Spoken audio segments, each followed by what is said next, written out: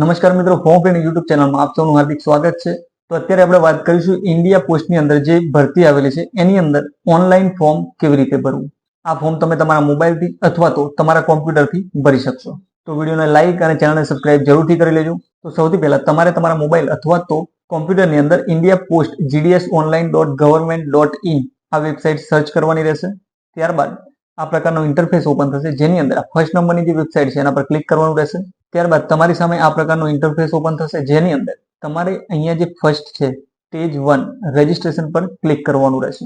Registration પર click કરશો એટલે તમારી સામે આ પ્રકારનો ઇન્ટરફેસ ઓપન થશે, જેની અંદર અહીંયા તમારે તમારો મોબાઈલ નંબર એન્ટર કરવાનો છે। ત્યારબાદ વેલિડેટ મોબાઈલ નંબર પર ક્લિક કરવાનું રહેશે, જેથી તમારા મોબાઈલ નંબર પર એક ઓટીપી સેન્ડ થશે।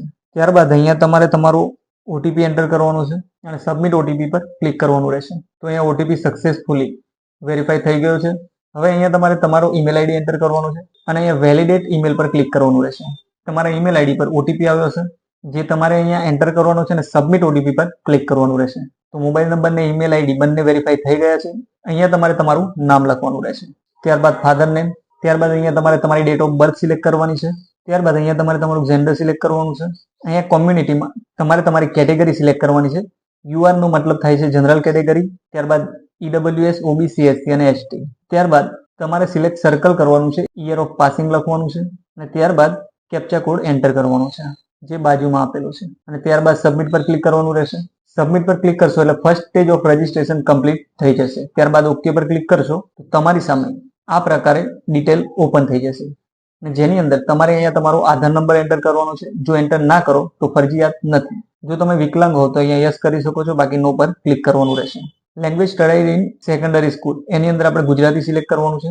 જો તમારે હિન્દી સબ્જેક્ટ હોય તો એ પણ સિલેક્ટ કરી શકો છો અને ઇંગ્લિશ હોય તો એ પણ સિલેક્ટ કરી શકો। ત્યારબાદ જો તમે અત્યારે નોકરી કરતા હો તો યસ કરી શકો છો, બાકી નો કરીને આગળ વધો।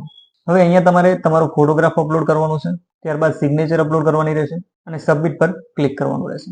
અહીંયા તમારી સામે તમે ભરેલી ડિટેલ ઓપન થઈ જશે, જે તમારે એકવાર ચેક કરી લેવાની છે અને ત્યારબાદ અહીંયા ડિક્લેરેશન પર ક્લિક કરવાનું છે અને સબમિટ ઓપ્શન પર ક્લિક કરવાનું રહેશે। હવે તમે અહીંયા જોઈ શકો છો કે તમને તમારો રજિસ્ટ્રેશન નંબર અહીંયા મળી ગયો હશે અને તમારા મોબાઈલમાં પણ મેસેજ આવી ગયો હશે। ત્યારબાદ કન્ટિન્યુ ટુ એપ્લાય પર ક્લિક કરવાનું રહેશે, જ્યાં તમારે સર્કલ એપ્લાઇંગ ફોર જેની અંદર ગુજરાત સિલેક્ટ કરવાનું રહેશે અને સબમિટ ઓપ્શન પર ક્લિક કરવાનું છે। હવે તમારા મોબાઈલ નંબર પર એક ઓટીપી સેન્ડ થયો હશે, જે તમારે અહીંયા એન્ટર કરવાનું રહેશે। બાજુમાં આપેલો કેપ્ચા કોડ અહીંયા એન્ટર કરીને નેક્સ્ટ પર ક્લિક કરવાનું રહેશે। હવે તમારી સામે આ પ્રકારનું એક પેજ ઓપન થશે, જેની અંદર એડ્રેસ તથા ક્વોલિફિકેશન ડિટેલ એન્ટર કરવાની રહેશે। તો સૌથી પહેલા તમારે અહીંયા તમારો હાઉસ નંબર એન્ટર કરવાનું છે, ત્યારબાદ સ્ટ્રીટ, વિલેજનું નામ, ત્યારબાદ ડિસ્ટ્રિક્ટનું નામ અને પિનકોડ। હવે જો આ જ એડ્રેસ તમારું પરમિનન્ટ એડ્રેસ હોય તો અહીંયા સિમ્પલી તમારે સેમ એઝ કોમ્યુનિકેશન એડ્રેસ પર ક્લિક કરી દેવાનું છે, જેથી આ બધી ડિટેલ અહીંયા ઓટોમેટિકલી આવી જશે।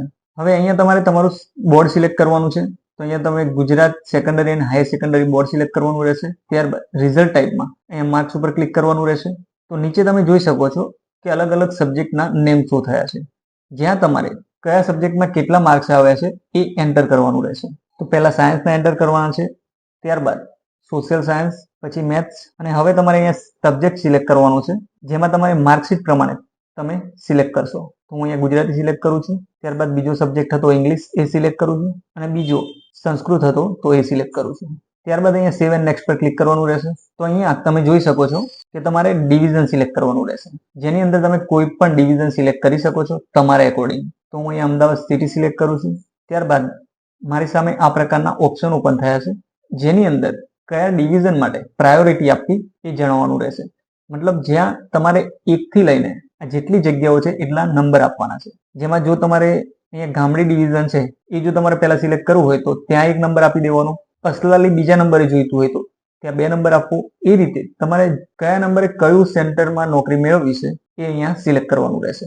તો હું અહીંયા ફટાફટ સિલેક્ટ કરી લઉં છું, ત્યારબાદ અહીંયા 2 નંબર પર ક્લિક કરીશ એટલે બીજી પણ જગ્યાઓ મારી સામે ઓપન થશે, જ્યાં તમે વધુ નંબર આપી શકો છો। હવે નીચે સ્ક્રોલ કરશો એટલે તમારી સામે ડોક્યુમેન્ટ વેરિફિકેશન માટેના ઓપ્શન શો થશે, જેની અંદર આમાંથી તમારે જે પણ ડિવિઝન નજીક પડતું હોય એ સેન્ટર તમે સિલેક્ટ કરી શકો છો।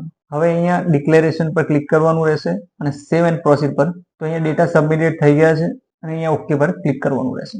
હવે જો તમે ઓબીસી કે જનરલ કેટેગરીમાંથી ફોર્મ ભરતા હશો તો તમારે અહીંયા ફી ભરવાનો ઓપ્શન આવશે, જેમાં આ પ્રકારનું પેજ ઓપન થશે અને જે લોકો SC/ST કેટેગરીમાંથી ફોર્મ ભરતા હશે એમને ફોર્મની પ્રોસેસ કમ્પ્લીટ થઈ ગઈ હશે. તો અહીંયા મેક પેમેન્ટ પર ક્લિક કરવાનું રહેશે અને અહીંયા તમે QR કોડથી પેમેન્ટ કરી શકશો.